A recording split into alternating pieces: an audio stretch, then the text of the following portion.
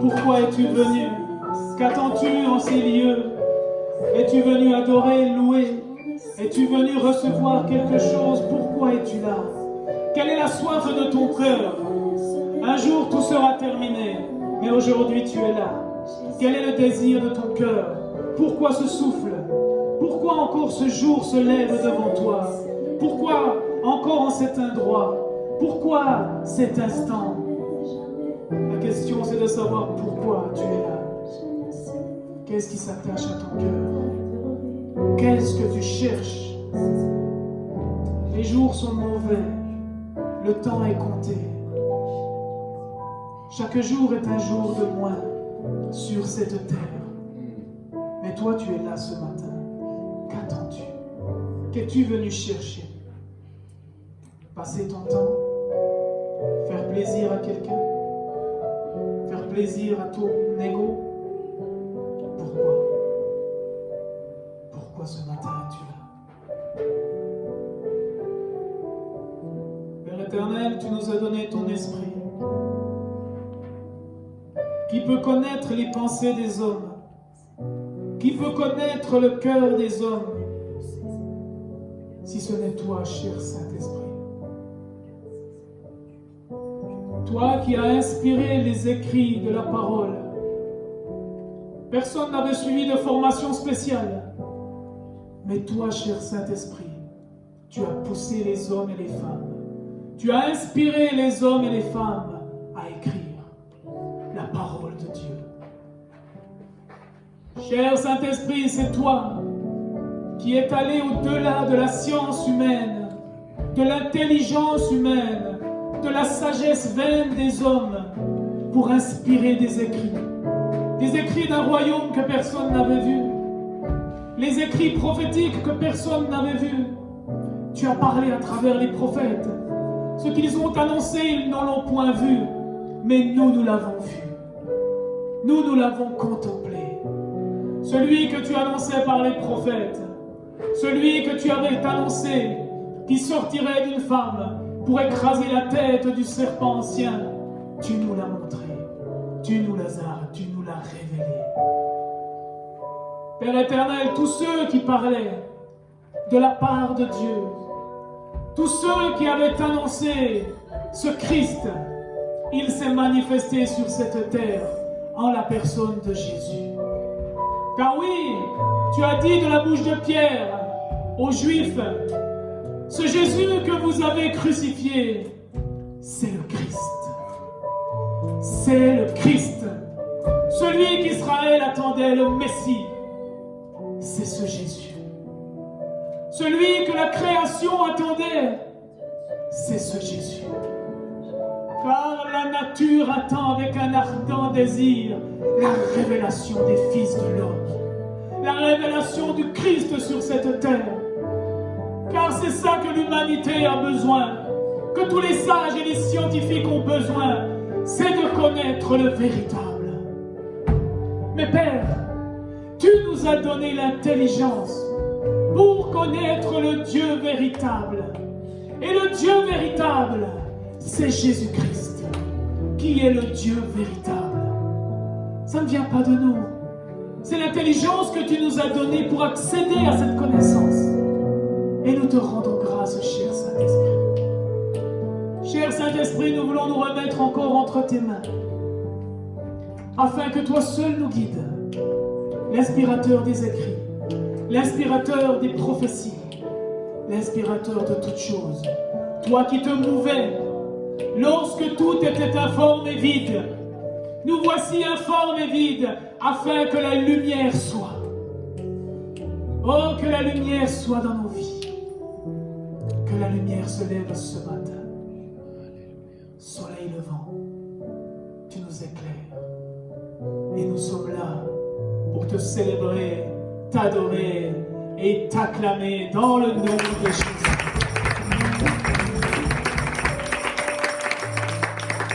Amen, amen. Merci au groupe de louanges, que Dieu vous bénisse. Je vous salue tous dans le nom de Jésus, amen. Ce merveilleux nom qui nous a été donné. Amen. Je suis vraiment dans la joie encore de voir ma sœur qui a pu sortir de l'hôpital par la grâce de Dieu. C'est vraiment quelque chose de merveilleux. Et seul Dieu peut savoir la joie que nous avons de te voir de nos yeux. Le pasteur nous a dit, on ne sait pas. On ne sait pas si on pourra encore la voir de nos yeux, mais nos yeux t'ont vu et sont dans la joie que toute la gloire soit pour Dieu. Amen. C'est jamais la fin si Dieu ne décide pas. Alors accrochez-vous. Gardez la foi. Amen. Vous allez bien? Amen. Amen. Amen. Et mon frère Victor, je suis aussi beaucoup dans la joie. Amen. Que Dieu te bénisse, mon frère. Gloire à Dieu. Nous allons commencer, nous continuons à pas notre thème. Nous avons vu dimanche qu'on a pu expérimenter quelque chose qui n'était pas au programme, entre guillemets. Amen. Nous avons vraiment expérimenté un culte merveilleux. Bien aimé, ça fait quand même, oui, je vieillis, 15 ans bientôt que je suis dans le Seigneur. J'ai jamais vécu ce que nous avons passé dimanche passé. Amen. C'est vrai que c'est personnel, hein. C'est des fois pas quelque chose de général, parce que c'est vrai que ça dépend beaucoup de notre disponibilité, peut-être de certains niveaux, de plein de choses. Mais c'est vrai que la joie que j'ai pu ressentir le dimanche passé, je ne l'avais jamais ressentie. J'étais peut-être jaloux parce que les gens disaient « Oui, je suis été envahi d'une grande joie », ben ce n'était pas mon cas. Mais hier, le dimanche passé, j'ai vraiment expérimenté quelque chose de merveilleux. Amen. Je dis des fois surpris alors que non, parce que Dieu nous avait vraiment préparé tous ces jours. Et si vous vous souvenez, quand on était au Genevet, Dieu m'avait déjà parlé de cette chose. Il voulait qu'on rentre en esprit. Amen. Vous savez, beaucoup de monde dans la vie chrétienne, qui se disent chrétiens, qui sont dans les mouvements religieux, n'ont jamais connu cela. Bien aimé, Dieu m'a parlé pour plusieurs personnes dans cette assemblée. Nous sommes trop dans l'académie. Amen. Nous sommes trop dans les règles. Ça doit se passer comme ça. Et il ne faut pas que ça sorte de l'humain. Que me dit cet écrit? Comment ça doit se passer? Et quand ça sort un peu de là, c'est... On est des fois choqués. On est des fois surpris. Bien aimé, c'est le Saint-Esprit qui a écrit la parole. Et le Saint-Esprit continue à écrire la parole à travers vous. Amen. Quand le Saint-Esprit a dit à un serviteur, tous ceux qui passeront sous cet arbre, ils seront guéris. Où est-ce que tu as vu ça dans la Bible? Amen. Où est-ce que tu as vu dans les cours de théologie? Où c'est que tu as vu ça? Mais Dieu veut faire des choses avec nous en communion. Il veut nous parler. Et il veut que nous répondions à cette parole. Bien aimé, si Dieu ne parle pas, Dieu est mort. Et nous sommes une religion parmi tant d'autres. Nous glorifions un soleil, un caillou, un bout de bois. Amen. Mais ce n'est pas le cas. C'est quelqu'un de vivant. Il est vivant. Je suis avec mon frère Stéphane, il ne me parle pas. Qu'est-ce qui va se passer? C'est catastrophique. Je vais dire, écoute Stéphane, c'est bien sympa. Je te parle, j'ai un mur devant moi, je n'ai pas de réponse de toi, merci, ciao. Amen. Et c'est pour ça qui se passe dans la vie chrétienne. Ils n'ont pas d'échange avec Dieu. Il n'y a pas de relation avec Dieu. Si on parle de relation, on peut penser au couple. Si ta femme ne te considère pas, si ton mari ne te considère pas, s'il n'y a pas des discussions, ça va être dur, non? Ça va être des divisions. Tu vas peut-être même penser à divorcer. Tu vas te dire, mais à quoi ça sert? Si deux êtres s'assemblent pour faire qu'une seule chair, et que ces deux êtres ne communiquent pas, ces deux êtres n'avancent pas main dans la main dans une direction, à quoi ça sert? Et vraiment, vous entendez souvent ça de ma bouche, la vie des chrétiens est très frustrée, parce qu'on est toujours dans nos académies, on n'est plus dans la vie de l'esprit. Mais pourtant, Dieu n'est-il point esprit? Si Dieu est esprit, pourquoi nous-mêmes ne sommes pas esprit avec lui? Si nous sommes ses fils et ses filles, si Dieu est esprit, est-ce que nous ne devons pas devenir esprit? Amen. Bien-aimés, cultivez cette vie de l'esprit. Sortons vraiment de cette académie. Je ne veux pas aller très loin là-dedans, vous savez très bien. Vous voulez toujours une phrase écrite dans votre situation. Il faut toujours trouver une réponse directe. Vous n'allez pas chercher dans votre relation une réponse. Vous n'allez pas auprès du Père passer du temps. Qu'est-ce que je dois faire? Qu'est-ce qui doit se passer? Amen. La sœur Carole nous a donné quand même un grand témoignage quand elle a arrêté de se soucier de sa chair et de ses petits soucis, mais qu'elle a commencé à se soucier des soucis du royaume, qu'aucun ne périsse, et que tous ces rites de la vie éternelle, parce que l'enfer n'est pas pour l'humanité, les tourments éternels ne sont pas pour les hommes qui ont été créés sur cette terre. La finalité de l'humanité, c'est pas l'enfer. L'homme est éternel, que nous ne le croyons pas, tu le sais. La peur de la mort le démontre. Nous ne sommes pas faits pour mourir. Il y a une éternité, de toute façon, après, pour l'homme. Mais nous savons par la révélation qu'il y a un tourment éternel que nous appelons l'enfer. Et il y a une vie de paix et de joie, comme nous avons ressenti dimanche passé dans la présence du Saint-Esprit, qui est le royaume des cieux. Bien-aimés, soucions-nous de ceux pour qui encore le royaume est fermé, au lieu de se soucier de nos petits soucis. Bien-aimés, Dieu a répondu à Carole parce qu'elle s'est souciée du royaume. Essayons de comprendre quand la parole nous dit « Sois révélé par le Saint-Esprit, cherchez premièrement le royaume des cieux, et Dieu vous donnera le reste. » Mais nous ne voulons pas obéir. Nous pensons que nos sacrifices de genoux vont attirer la miséricorde de Dieu. Nous pensons que nos longues prières vont attirer la miséricorde de Dieu. Que répéter sans cesse des versets bibliques vont attirer la miséricorde de Dieu. Dieu te dit ce matin, l'obéissance vaut mieux que tous les sacrifices que tu peux faire. On n'est pas dans une religion où tout est sacrifice. Il n'y a qu'un seul sacrifice, c'est notre propre vie. Amen. On va encore en reparler aujourd'hui. Le seul sacrifice que Dieu attend, c'est notre vie. Amen. Nous allons lire les deux versets de ce mois, 1 Corinthiens 12, 12 à 13. Et quand nous avons trouvé, nous voulons nous lever. Frère Manu va lire 1 Corinthiens 12, 12. On va rajouter le 13.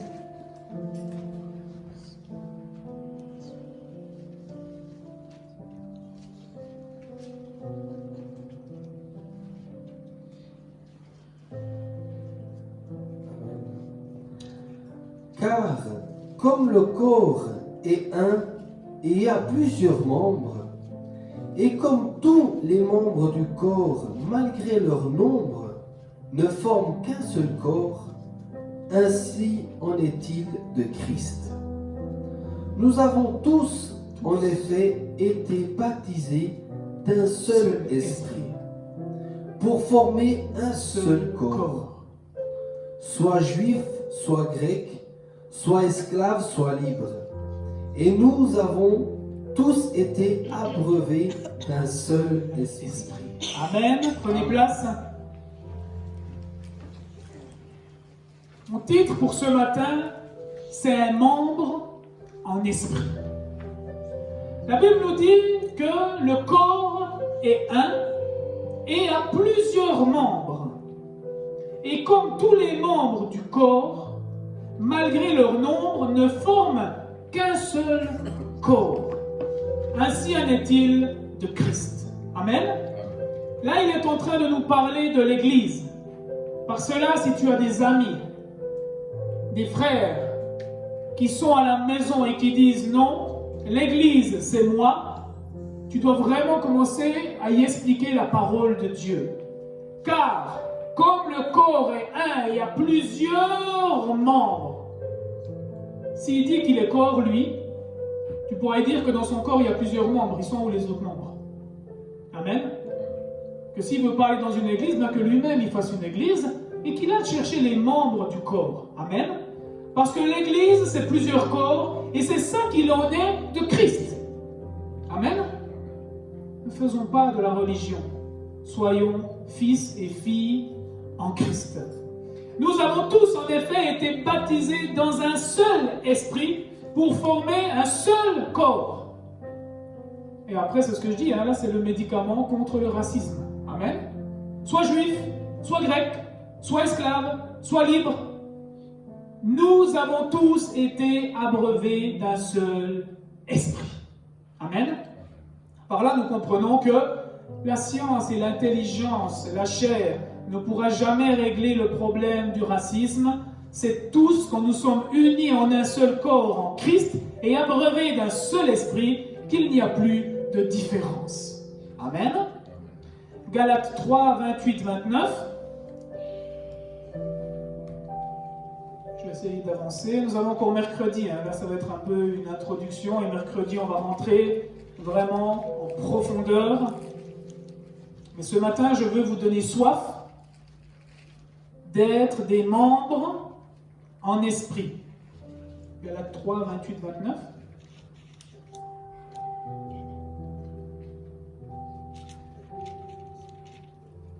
Il n'y a plus ni juif ni grec.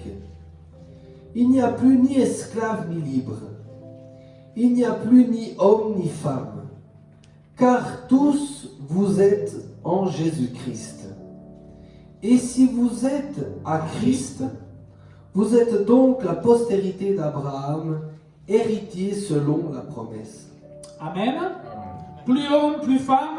Arrêtons avec les distinctions des ministères hommes et femmes. Amen. Car tous vous êtes un en Christ. Et si vous êtes à Christ, amen, on est cette descendance d'Abraham.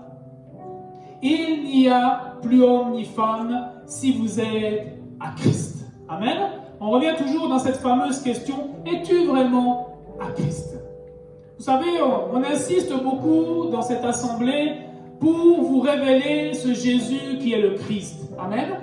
Parce que si vous n'avez pas la révélation de ce Jésus qui est le Christ, vous n'aurez pas non plus la révélation que c'est à travers ce Christ qui est assis à la droite de la puissance de Dieu que l'esprit que le Père avait promis va passer. Vous comprenez?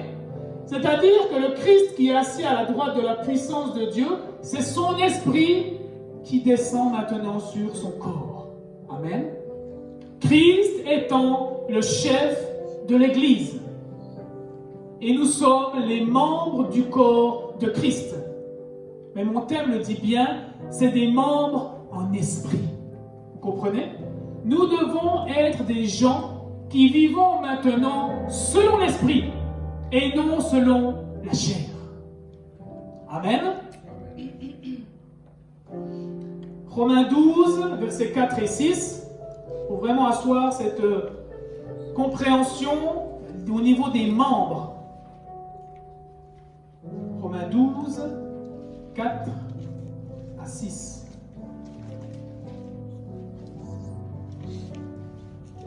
Car, comme nous avons plusieurs membres dans un seul corps, et que tous les membres n'ont pas la même fonction, ainsi nous qui sommes plusieurs, nous formons un seul corps en Christ. Et nous sommes tous membres les uns des autres. Puisque nous avons des dons différents selon la grâce qui nous a été accordée, que celui qui a le don de prophétie l'exerce selon l'analogie de la foi. Amen. Ce que je voulais encore préciser en tant que membre du corps du Christ, c'est que nous n'avons pas tous la même fonction.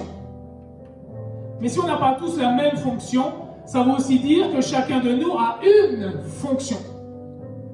Amen. C'est-à-dire que chaque personne qui est dans une assemblée a une fonction précise.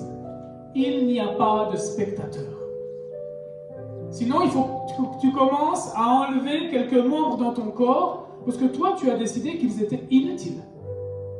Mais personne n'est inutile aux yeux de Dieu. Et c'est là vraiment que maintenant, tu vas rentrer dans ta véritable personnalité. Essayez vraiment de comprendre. Nous étions ce que nous sommes et nous sommes rentrés sur cette terre à travers Adam. À travers la nature adamique, nous sommes sortis de chair et de sang par la volonté de papa et de maman, héritant par la même occasion du péché et de la condamnation de la mort éternelle. Mais Dieu, dans sa grâce, a manifesté sa propre personne dans un être humain que nous avons appelé Jésus. Ce même Jésus a reçu la plénitude du Saint-Esprit. Il était rempli du Saint-Esprit et nous l'avons appelé Jésus le Christ, celui qui avait été annoncé par les prophètes. Et ce Jésus, étant Sylvain, étant Stéphane, étant chacun de votre prénom, est mort à notre place sur la croix de Golgotha. C'est-à-dire que là où nous sommes rentrés par la nature adamique, quand tu acceptes Jésus-Christ de Nazareth, quand tu reçois le sacrifice de Jésus à ta place, tout ce qui s'est passé avec Adam est réglé une fois pour toutes. Ça a été cloué. Amen. Les actes et les ordonnances, l'acte, c'est-à-dire la loi qui nous condamnait et qui nous jugeait, que nous devions mourir parce que nous étions ennemis de Dieu, a été déchiré. Et tous ceux maintenant qui sont en Christ, il n'y a plus de condamnation. Maintenant, nous avons la possibilité d'être ce que nous étions avant d'être salis par le péché. La nature d'Adam et tout ce qui s'ensuit a pris fin à l'œuvre de la croix. Et maintenant, nous avons la possibilité d'être des hommes remplis du Saint-Esprit afin que nous continuions l'œuvre de Christ sur cette terre. Mais Christ n'a seulement commencé sa vie quand le Saint-Esprit est venu. Amen. Bien-aimé, tu le sais, quand tu as accepté le Seigneur Jésus-Christ de Nazareth, le Saint-Esprit est descendu sur toi. Si tu ne le sais pas, crois-le, parce qu'il est là. Le Saint-Esprit est là. Papa Adrien avait beaucoup insisté en nous parlant que vous ne savez pas que vous êtes le temple du Saint-Esprit. Amen. C'est-à-dire que quand nous sommes en Christ, nous avons la possibilité de vivre une nouvelle naissance. De ne plus subir ce que le monde subit. De ne plus payer le prix de ce que nos ancêtres ont fait. De ne plus subir le châtiment et la condamnation que nous méritions, mais d'en être totalement libérés. Parce que Christ a tout porté et a tout pris à notre place. Mais maintenant, quand nous naissons de nouveau, nous ne sommes plus nés de la volonté de la chair à travers papa et maman, nous sommes maintenant sortis de Dieu. Dieu est esprit. Et si nous sommes ses enfants, nous devons vivre aussi en esprit. L'homme qui est en Christ, sa nature adamique est morte avec ce même Christ à la croix de Golgotha. Alors, quelle est notre fonction actuelle? Amen. C'est ça que nous devons quand même nous poser un jour comme question. Qu'est-ce que je suis maintenant? Si je ne suis pas juste un bon petit chrétien qui m'asseye, qui fait 2-3 blabla pour adorer et adorer Dieu, qui fait oui, oui, amen, un message, et qui rentre à la maison me comporter comme les autres êtres humains, on doit quand même se poser la question, qui on est? Qu'est-ce qui se passe maintenant pour la vie de quelqu'un qui est chrétien? La Bible nous dit dans Job 32 au verset 8, je vais lire pour avancer, « Mais en réalité, dans l'homme, c'est l'esprit, le souffle du Tout-Puissant qui donne l'intelligence. » Bien-aimés, nous connaissons très bien l'âme, nous connaissons très bien la chair, mais le domaine de l'esprit, c'est des fois un gros point d'interrogation. Amen. Et pourtant, nous devons comprendre qu'en réalité, dans l'homme, c'est l'esprit. C'est-à-dire la seule chose qui va subsister quand ta chair sera morte, c'est l'esprit. Amen. Cet esprit qui te sera redemandé. Qu'est-ce que tu as fait du souffle? Amen. L'esprit de Dieu, pour vous aider un peu à mieux comprendre, c'est le souffle de Dieu. C'est l'électricité qui permet à une radio de fonctionner. Amen. C'est-à-dire que l'être humain, c'est cet ampli. Il donne des émotions. Et nous voyons qu'il est réaliste. Il est en matière. Amen. Comme nous sommes matière. Mais si je débranche les câbles, il n'y a plus rien du tout qui va sortir. Il sera comme mort. Si tu enlèves de l'homme l'esprit, l'homme meurt. Amen. Notre esprit maintenant, quand nous recevons le Seigneur Jésus-Christ de Nazareth comme Seigneur et Sauveur, le Saint-Esprit vient maintenant régénérer notre esprit. Amen. C'est-à-dire dans l'esprit de l'homme, c'est Dieu qui habite. Amen. Dieu rentre en nous par l'esprit. Mais en réalité, dans l'homme, c'est l'esprit. C'est-à-dire que maintenant, cette électricité, ce lien qui nous raccorde avec Dieu. Sans l'esprit, tu ne peux rien recevoir de Dieu. Amen. Sans l'esprit, tu ne peux pas parler avec Dieu. Tu ne peux pas agir dans l'esprit si tu n'es pas connecté avec Dieu. Il y a plein d'autres esprits et vous voyez des miracles et des prodiges qui se passent sous ces esprits démoniaques. Amen. Nous connaissons le secret, nous connaissons les guérisseurs, nous connaissons les marabouts, nous connaissons les sorciers, nous connaissons tous ces gens qui opèrent sous la puissance du diable. Mais Dieu nous a donné un Esprit Saint, l'Esprit du Christ qui est survenu sur nous afin que nous vivions la vie des fils et des filles de Dieu. La Bible nous dit en Corinthiens 3,16, c'est ce que nous avait parlé notre frère Papa Adrien, nous savons, ne savez-vous pas que vous êtes le temple de Dieu et que l'Esprit de Dieu habite en vous? Dieu nous repose la question ce matin. Sais-tu que tu es le temple du Saint-Esprit? Sais-tu que tu es le temple de Dieu? 1 Corinthiens 6,19 nous dit: ne savez-vous pas que votre corps est le temple du Saint-Esprit, cet esprit qui est en vous et que Dieu vous a donné? Vous ne vous appartenez pas. Amen. Bien-aimés, je vais déjà parler. La Bible nous dit, c'est pas ceux qui disent Seigneur, Seigneur, qui chassent des démons, qui font des miracles, qui guérissent les malades, qui rentreront dans le royaume des cieux. Mais c'est ceux qui font la volonté de notre Père.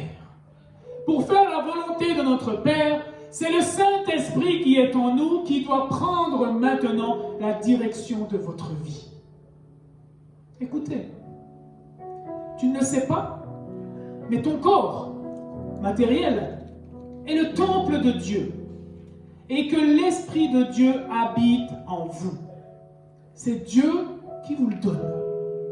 Ce n'est pas quelque chose qui se mérite, c'est Dieu qui donne. Vous ne vous appartenez pas. Ça, je pense que la plus grosse difficulté des êtres humains, c'est de lâcher prise. Mais la question qu'on doit se poser, es-tu sûr que la direction que tu prends est la bonne direction? Amen. Es-tu sûr que tout ce que tu fais t'apporte du bien? Les hommes ont créé des choses. Le plastique, c'est fantastique. Amen. C'était la pub qui avait, c'est quoi? 80, 60, 70, quand ils ont inventé le plastique. C'était la révolution mondiale. Tout était génial. 40, 50 ans plus tard, voire même plus, c'est devenu le plus grand fléau de l'humanité. Amen. Alors dites-moi, est-ce que la pensée de l'homme, est-ce que la direction de l'homme est bonne? Nous voyons la nature, ça n'existe bientôt plus. Des races humaines n'existent bientôt plus. Ce monde est pollué. L'homme détruit une autre nation. L'homme décide, non, tout ce qui est couleur pas blanche, il faut détruire. Tout ce qui n'est pas comme ça, il faut enfermer. Tout ce qui est, bien aimé, est-ce que tous les choix, les décisions que les hommes ont pris, c'est bon? Et toi-même, les choix que tu as faits, est-ce que c'était les bons choix pour ta vie? Certains dans leur mariage, certains dans leur travail, certains dans leur achat. Comment ils ont géré leur argent? Comment ils ont géré leur temps? Oh, si j'aurais su, j'aurais pas fait comme ça. Oh, je me suis vraiment engagé dans une mauvaise voie. Comment je peux m'en sortir maintenant? Quelqu'un qui tue un frère et qui est en prison depuis 50 ans, est-ce qu'il a pris la bonne décision? Bien-aimé, que tu le croies ou que tu le veuilles, de toute façon, tu es influencé. Sur cette terre, il y a une puissance qui est la puissance des ténèbres. Tout ce qui t'influence dans les médias, toutes tes relations en dehors de Dieu, qui te donnent des conseils, tous les livres que tu lis, les coachs personnels, les croyances, les religions, les puissances, tous les conseils, tout ça. Les coachs personnels, c'est comme géniaux, ils donnent des conseils, mais c'est les premiers à se suicider. Amen. Il y avait 2 New-Yorkais très influents. Très influents, c'est-à-dire qu'ils influencent la vie des autres par leurs conseils. Mais le résultat de leurs conseils, ils se suicident. Bien-aimés, arrêtons de nous confier en l'homme. Arrêtons de croire en nous-mêmes. Nous sommes pécheurs, séparés de la présence de Dieu, condamnés et mortels. Mais Dieu nous dit, vous ne vous appartenez pas. Quelle joie! On peut se sentir bizarre, mais quelle joie! Enfin quelqu'un qui va m'amener quelque chose de bon dans ma vie. Sylvain, il a choisi la drogue. Sylvain, il a choisi les tatouages, les piercings, de faire du mal aux autres, d'injurier, de faire ci. Et le résultat, c'était, autant se suicider que de vivre une vie de misère. Alors quand quelqu'un m'a proposé de me dire, écoute, Christ a tout accompli à la croix pour toi. Et je vais maintenant te donner un plan d'une vie merveilleuse. Un plan de bonheur et non un plan de malheur. Pourquoi je n'irai pas écouter cette personne? Pourquoi j'arrêterai de me suivre moi? Pourquoi je ne m'abandonnerai pas dans les mains de celui qui est mon Père? Il m'a adopté. Je le sais parce qu'en moi il a mis l'esprit d'adoption. Et cet esprit crie, Papa, Père, Père. Nous sommes les premiers à dire à nos enfants, il faut que tu m'obéisses parce que je veux du bien pour toi. Je t'aime, mon fils. Ouais, c'est ça, papa, ciao. Et nous sommes tristes. Nous sommes déçus. Il en est de même pour Dieu. On néglige son esprit. Il nous parle en esprit. Et nous, on dit non. Là, je dois rêver. Il faut faire comme ça. Ma famille va me prendre pour un fou. Suivre un Jésus-Christ de Nazareth, comment je leur expliquer que quelqu'un est venu sur cette terre, il a porté tous mes péchés, et je suis maintenant une nouvelle créature en Christ. Mais ça va pas. Ils vont m'enfermer, ils vont me mettre en prison. Oui, c'est peut-être le cas. Parce que ce qui est bouche fermée sur cette terre, c'est que les plus grands persécutés, ce sont les chrétiens. Ce sont ceux qui ont déclaré Jésus-Christ comme Seigneur et Sauveur de leur vie et qui ont décidé de ne plus marcher dans leur volonté, mais de faire la volonté du Père. Et la volonté du Père, c'est le meilleur message d'amour de l'humanité. Vous voyez, l'humanité nous attaque Dieu, alors que Dieu a le meilleur message pour eux. Je vous aime. Dieu dit juste à l'humanité, je vous aime. Ah, quoi tu m'aimes? Va en prison, va en enfer, mort, peine de mort pour les chrétiens. On les met au cirque, on les met au lion. Mais pourquoi? Qu'est-ce qu'ils ont fait? Mais ils m'ont dit qu'ils m'aimaient. Bon, ils t'aiment sans te juger, sans me juger. Ils m'aiment. Ah bon? Puis toi, tu vas tuer cette personne? Oui! Dieu a tant aimé le monde qu'il a donné son Fils unique, afin que je ne périsse pas, mais que j'aie la vie éternelle. Puis ça t'intéresse pas? Ben non, ça m'intéresse pas. Ah bon? Mais tu vas aller où après? Ah ça, je sais pas. On verra bien. Dieu seul... Non, je peux pas dire Dieu seul sait, parce qu'il n'existe pas. Ben voilà, le hasard. Je suis venu par hasard, je partirai par hasard. Ah bon? Amen. Mais t'as quand même entendu la voix de Dieu. Il t'a dit qu'il t'aimait. Il voulait pas que tu meurs. Il a une éternité à t'offrir sans effort, gratuit, un cadeau. Tu dois juste accepter ce cadeau, Jésus, dans ta vie, abandonner ta direction qui de toute façon est mauvaise pour toi, parce que tu fais souffrir ta famille, tu fais souffrir tes collègues, tu fais souffrir tes enfants, tu te fais souffrir toi-même. Pourquoi tu ne veux pas abandonner et laisser quelqu'un d'autre diriger ta vie? Et ça, nous l'avons compris. Et nous sommes dans la joie de pouvoir vivre maintenant dans cette révélation. Les hommes ont un esprit, mais ne sont pas des esprits. Cependant, d'après les écrits, seuls les croyants sont en vie, spirituellement parlant. Dans 1 Corinthiens 2 au verset 11, la Bible nous dit: quel être humain peut savoir ce qui se passe dans un autre homme? Seul l'esprit de cet homme en lui le sait. De même, nul ne peut connaître ce qui est en Dieu si ce n'est l'esprit de Dieu.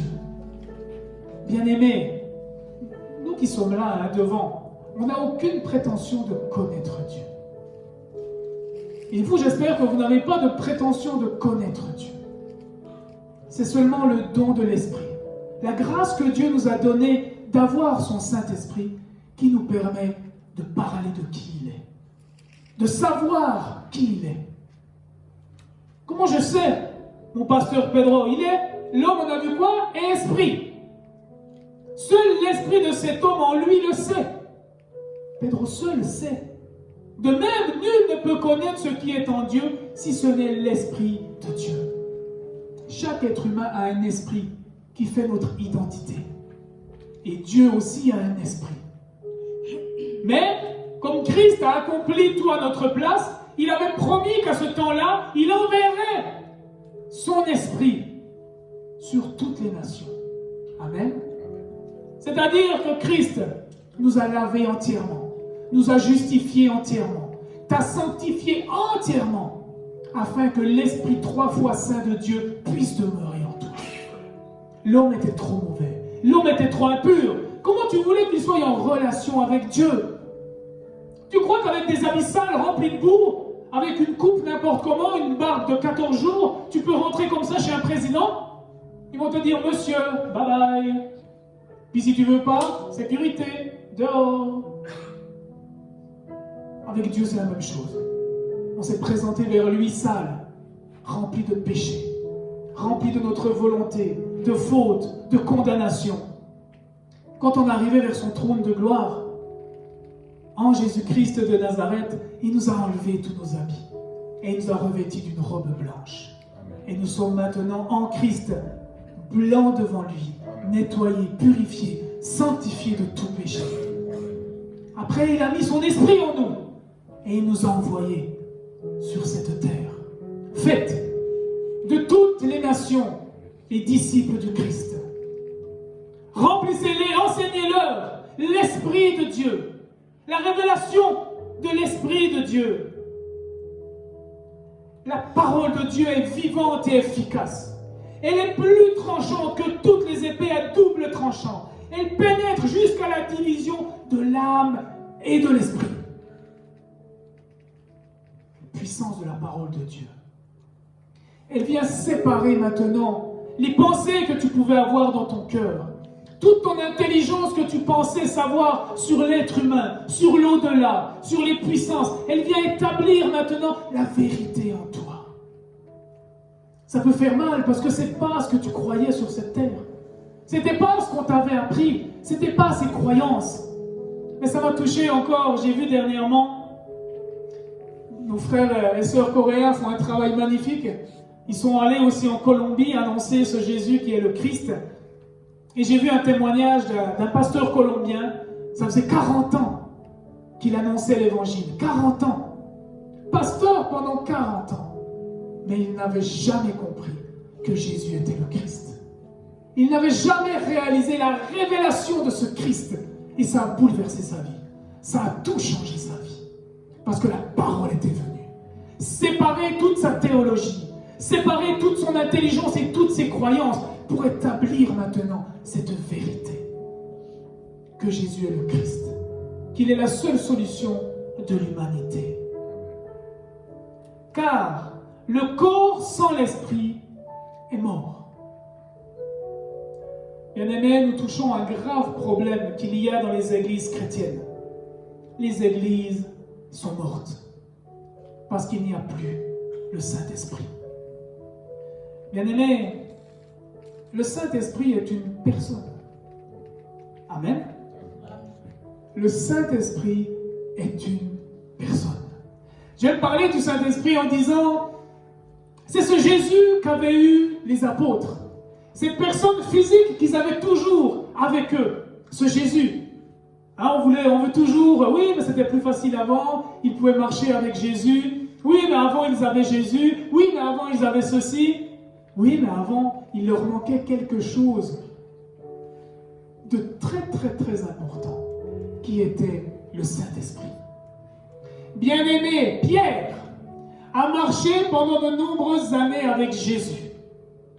Quand la persécution est arrivée, il a fait quoi, ce Pierre qui avait marché avec Jésus? Il l'a renié.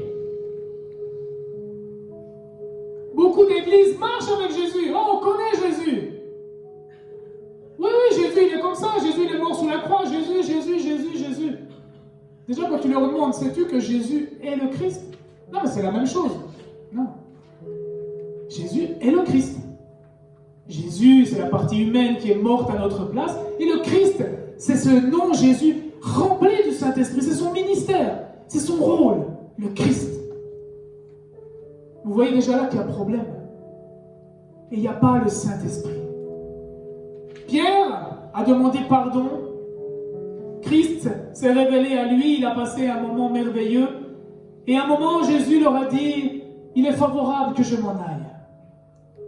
Il est préférable pour vous que je parte maintenant. Non, Jésus reste. Oui, mais vous verrez. Vous allez comprendre plus tard pourquoi je vous dis ça. Il est préférable que je m'en aille. Mais je ne vous laisserai pas tout seul. Je ne vous laisserai pas orphelin. Je vais vous envoyer l'Esprit de mon Père. Amen. Quand il sera venu, il va se passer des choses extraordinaires. Il est allé, ce Pierre, dans la chambre haute.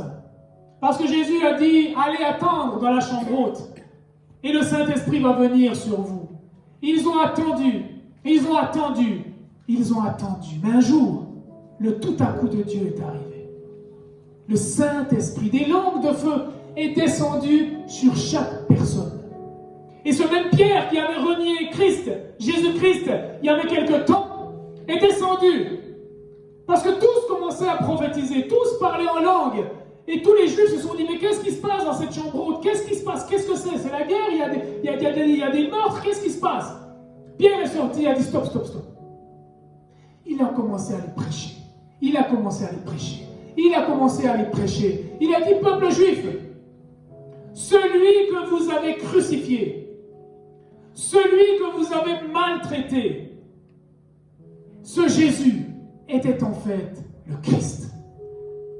Amen.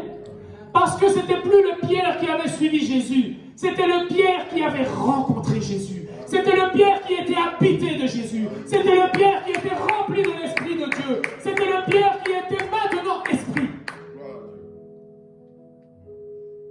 Et je ne sais plus si ces 3000 personnes se sont converties. Parce que c'est le Saint-Esprit qui opère. Ce n'est pas Pierre qui a fait. C'est le Saint-Esprit qui a fait. Dans les églises, on veut reposer sur des discours intelligents. Et on oublie la puissance de Dieu. Paul a dit, mon témoignage, toute notre foi ne se repose pas sur des discours intellectuels, sur la philosophie. Il se repose sur la puissance de Dieu, sur le Saint-Esprit. C'est le Saint-Esprit qui convainc le monde des péchés. C'est le Saint-Esprit qui nous montre les choses à venir. C'est le Saint-Esprit qui opère et qui fait tout le travail du Père en nous.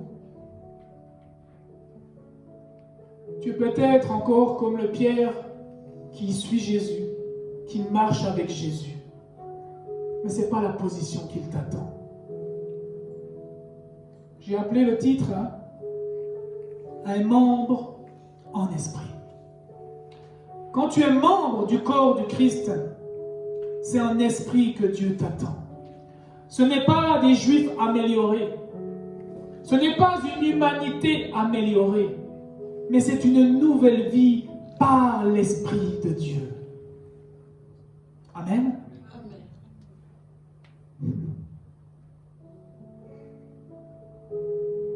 Bien-aimés, c'est vrai que nous avons besoin de beaucoup nous repentir parce que nous ne connaissons pas l'Esprit de Dieu. Nous avons entendu parler de lui, mais nous ne l'avons jamais rencontré. Pourtant, le chrétien, la Bible dit que le juste vivra en esprit. Amen. Il vit par la foi. La Bible nous dit que nous devons l'adorer en esprit et en vérité. Alors quand nous suivons Jésus et que nous ne sommes pas remplis du Saint-Esprit, est-ce qu'on peut dire qu'on est des adorateurs? Amen. Souvent, nous sommes des cymbales vides. On raisonne, mais il n'y a rien. Il n'y a rien. Parce que nous n'avons pas réalisé le Saint-Esprit. Fermons nos yeux.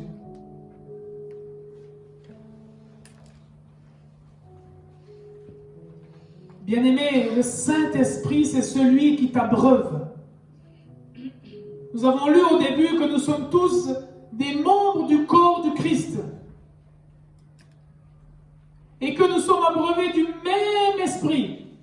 C'est-à-dire que nous avons le même Dieu, le même Seigneur et le même esprit. Mais qu'est-ce qui t'abreuve? Qu'est-ce qui est la source de ta vie? Quelle est la source qui te donne et qui te fait prendre des décisions? Est-ce que tes décisions sont basées sur l'esprit ou est-ce qu'elles sont basées sur les conseils du monde? Est-ce que quand tu te lèves le matin, tu demandes la direction du Saint-Esprit ou est-ce que tu vas comme ça? La Bible nous dit que tôt le matin, Jésus-Christ sortait, allait chercher la direction du Père. Nous voyons que Jésus a avancé comme personne ne comprenait. Parce qu'il allait là où le Saint-Esprit le conduisait. Il n'a rien fait d'autre qu'être obéissant. Il a été obéissant au Saint-Esprit jusqu'à sa mort. Et toi, est-ce que tu obéis au Saint-Esprit? Est-ce que